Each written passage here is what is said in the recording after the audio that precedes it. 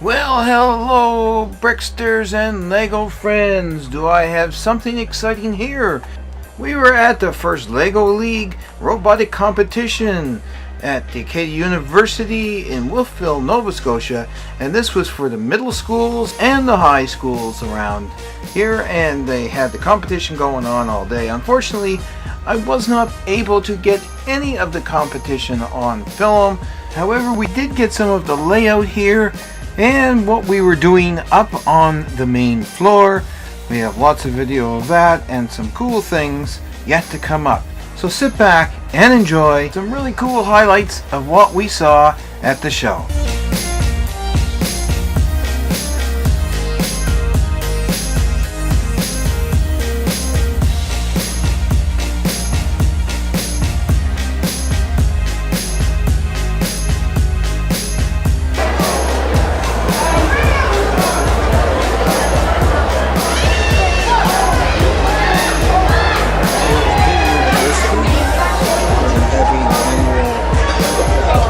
Robotics competition today.